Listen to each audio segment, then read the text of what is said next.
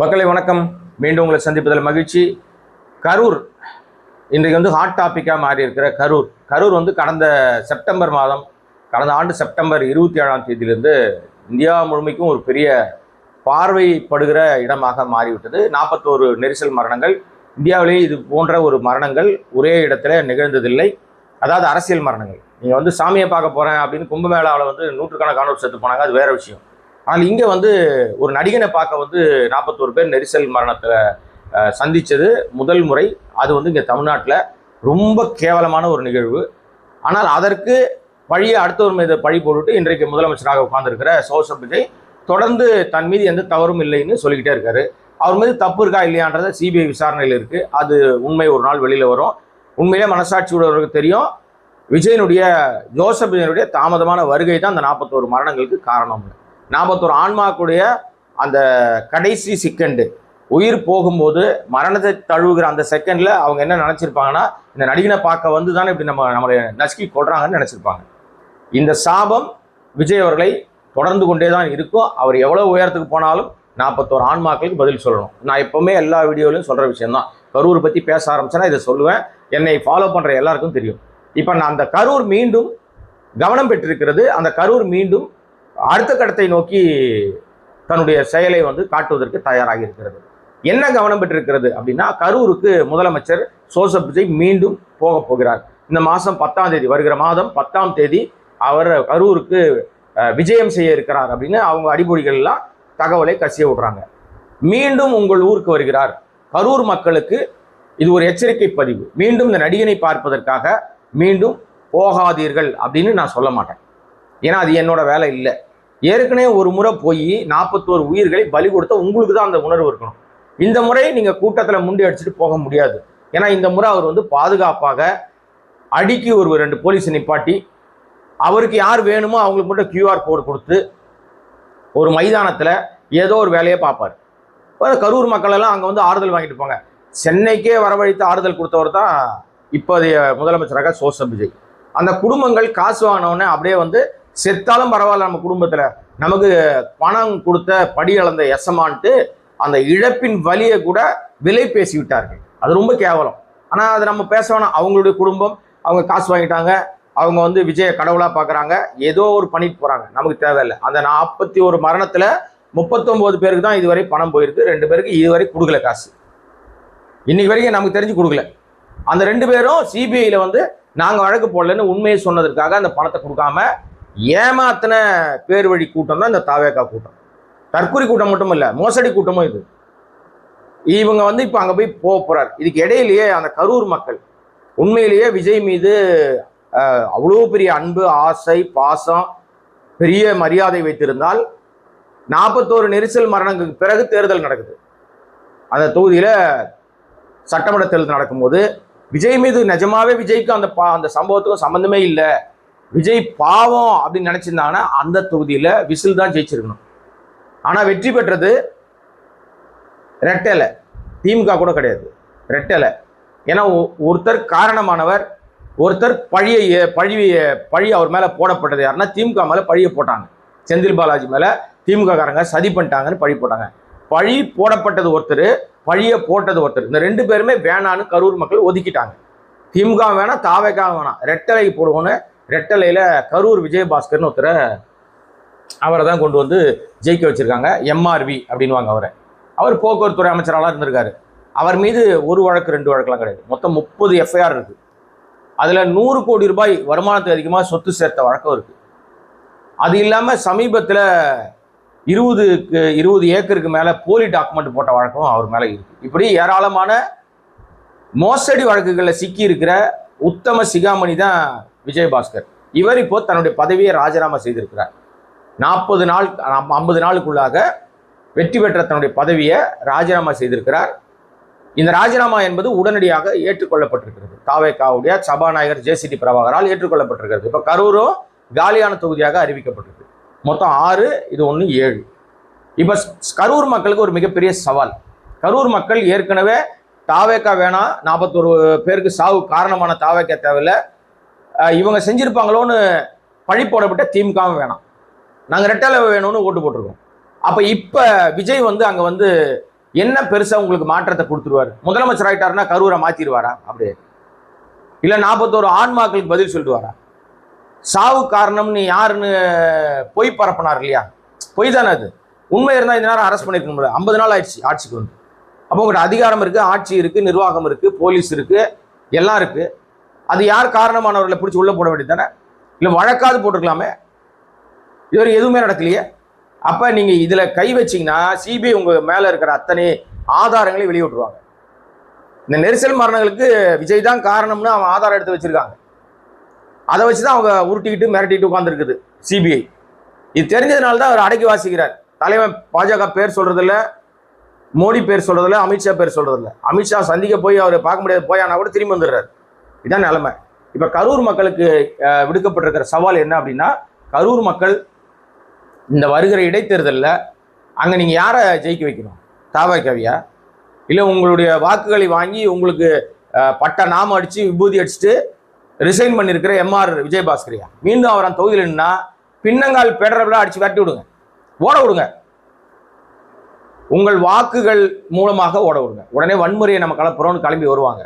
நான் சொல்ல வந்த அர்த்தம், உங்கள் வாக்குகள், வாக்குச்சீட்டில் எப்பேற்பட்ட ஜாம்பவானையும் ஓட விடலாம் நீங்க. சரிங்களா? இந்த கரூர் எம்ஆர் விஜயபாஸ்கர் என்கிற இந்த மோசடி பேர் வழி, ஏன்னா 30 வழக்கு இருக்கு அவர் மேல. ஜெயலலிதா பேர் சொல்வதற்கு தகுதி இல்லை, எம்ஜிஆர் பேர் சொல்ல தகுதி இல்லை, அதிமுக சொல்வதற்கு தகுதி இல்லை, ரெட்டலை சொல்வதற்கு தகுதி இல்லை. நம்பிக்கை துரோகி மட்டும் இல்லைங்க, தன்னுடைய பணத்தை காப்பாத்திக்கிறதுக்காக சுயநலவாதியாக இன்றைக்கு ராஜினாமா செய்து விட்டு தாவேகாக்கு நாளைக்கு போய் சேர போறாராம். எங்கன்னா சேர்ந்துக்கிட்டோம் அவர், அதை பத்தி பிரச்சனை இல்லை. ஆனா எந்த முகத்தை வைத்து மீண்டும் உங்க ஊருக்குள்ள வந்தாருன்னா, மறுபடியும் ஓட்டு கேட்க வந்தாருன்னா ஊருக்குள்ளே விடாதீங்க, வாசலோடு நிறுத்துருங்க. துரோகிகளுக்கு இந்த ஊர்ல கிராமத்துக்குள்ள வருவதற்கு தகுதி இல்லைன்னு துரத்தி விடுங்க. ஒரு முறை செஞ்சு பாருங்களேன். ஒரு ஊர்ல செஞ்சீங்கன்னா இந்த 6-7 தொகுதியில 6 தொகுதி 7 தொகுதியும் வச்சுங்க. நீங்க ஜோசப் விஜயும் உங்களுக்கு நன்றி கூட சொல்லாம ரிசைன் பண்ணாருங்க. அவர் கை காட்டுற ஆளையும் தோக்கடிங்க.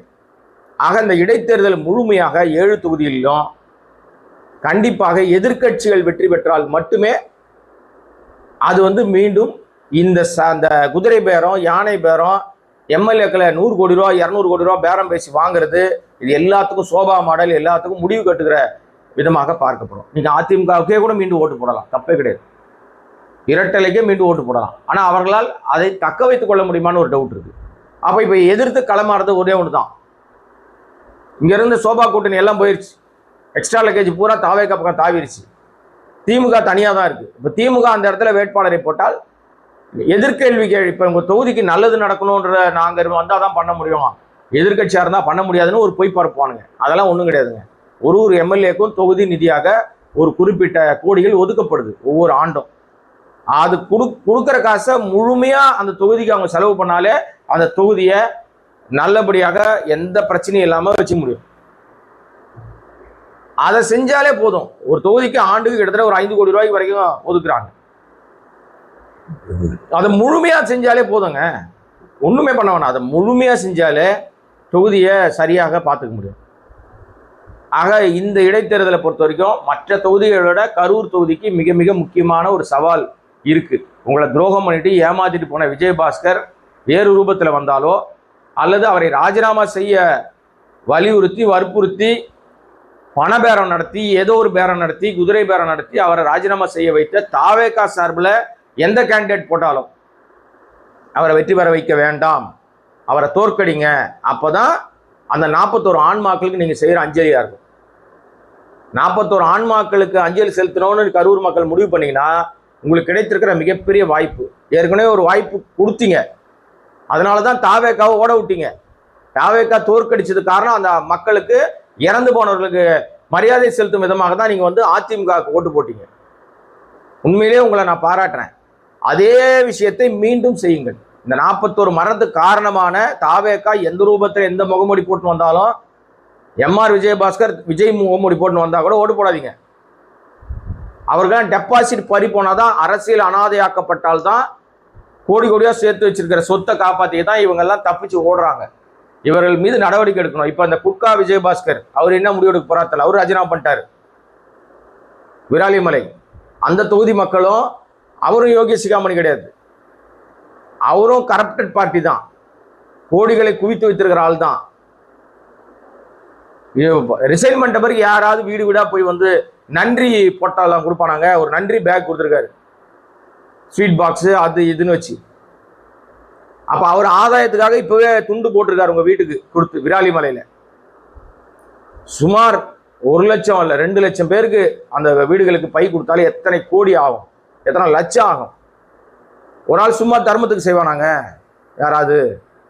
அவ்வளோ பெரிய அப்பாட்டாக்காராங்க அவர் எத்தனை பேருங்க வாழ வச்சிருக்காரு, இல்லை எத்தனை குழந்தைகளை வாழ வச்சிருக்காரு, எத்தனை பேரை படிக்க வச்சிருக்காரு.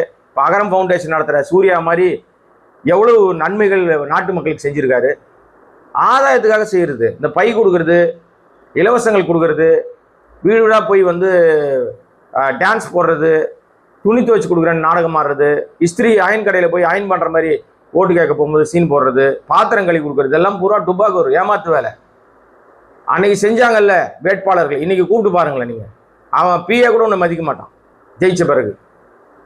அதனால மக்களே நீங்கள் புரிஞ்சுங்க, விஜயபாஸ்கர் மூலமாக கரூர் மக்கள் மீண்டும் ஒரு சவாலுக்கு தயாராக இருக்கீங்க.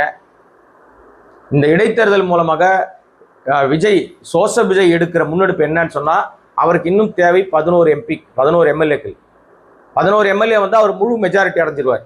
அந்த முழு மெஜாரிட்டிக்காக ஒரு 15 எம்எல்ஏக்களை திரட்டுவதற்கான வேலையில் இருக்காரு. இப்போ வரைக்கும் 7 எம்எல்ஏக்கள் கையில் வந்துட்டாங்க. மதிமுக வரலன்னு கோவத்தில் இருக்காரு. இன்னும் திமுகவில் அதிருப்தியாக இருக்கிறவங்க கூட தூக்கலாமான்னு காத்துக்கிட்டு இருக்காரு. மீண்டும் அதிமுகவில் இன்னும் பல பேரை தூக்குவதற்கு, நான் நேற்று பேசும்போது ஒரு நண்பர் சொன்னார், ஒவ்வொரு எம்எல்ஏக்கும் குறைந்தபட்சம் 100 கோடி ரூபாய் அவங்க செலவு பண்ண கடன்.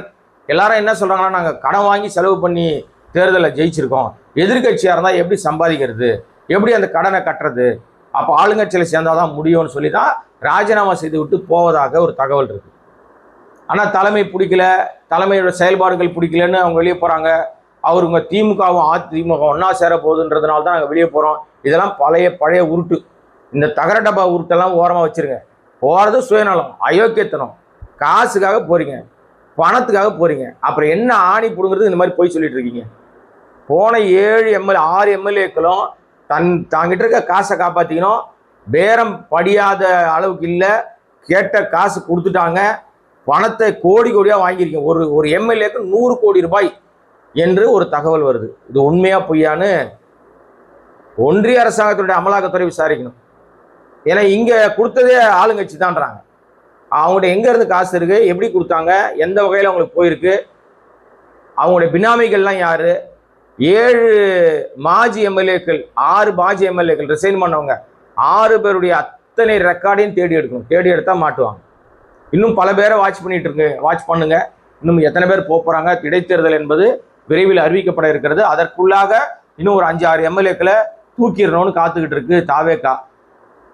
அந்த வேலையை வந்து இந்த வளர்ந்து கட்ட அமைச்சர் ஆதவ் தான் செஞ்சிட்டு இருக்காரு. பாப்போம் என்ன நடக்குது அப்படின்றத. இந்த வீடியோடைய நோக்கமே கரூர் மக்களுக்கான அந்த சோகத்துக்கான ஒரு விடை மீண்டும் தேடுவதற்கான வாய்ப்பு. ஏற்கனவே நீங்க செருப்படி அடிச்சிருக்கீங்க தாவேகாக்கு. உங்களுக்கு எங்க ஊர்ல ஓட்டே கிடையாதுன்னு அவர்களை தோற்கடிச்சிருக்கீங்க. ஆனாலும் வேறு முகமூடியில வராங்க.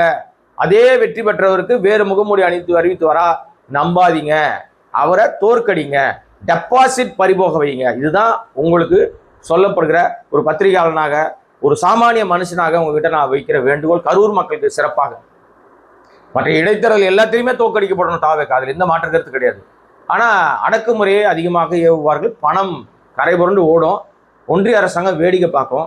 இடைத்தேர்தல் என்பது ரொம்ப ஸ்ட்ராங்கான ஒரு விஷயமா தான் இருக்கும். அப்புறம் இன்னொன்று என்ன அப்படின்னு சொன்னால், இந்த இடைத்தேர்தலில் சுவாரஸ்யத்துக்கு பஞ்சம் இருக்காதுன்றாங்க. ஒரு பக்கம் அம்பாசமுத்திரத்தில் சீமானவர்கள் நிற்பதற்கான சாத்தியம் இருக்குன்றாங்க. இன்னொன்று பெருந்துறையில் அண்ணாமலை நிற்பதற்கான சாத்தியக்கூறு இருக்குது அப்படின்றாங்க. திருச்சி கிழக்கில் ஸ்டாலின் நிற்பார்னு சொன்னாங்க. ஆனால் ஸ்டாலின் நான் இன்னும் முடிவு பண்ணலன்னு சொல்லிட்டாரு. திருமாவளவன் நிற்பதற்கான பேச்சுவார்த்தை நடப்பதாக சொல்கிறாங்க. ஜாம்பவான்களாக இருக்கிற இவங்கெல்லாம் ஏன் அது உள்ள வராங்க அப்படின்னு சொன்னால், சட்டமன்றத்துக்கு நிச்சயமாக இவர்கள் போன்றவர்களும் போனால் கேள்விகள் கேட்பதற்கு வாய்ப்புகள் அதிகம்.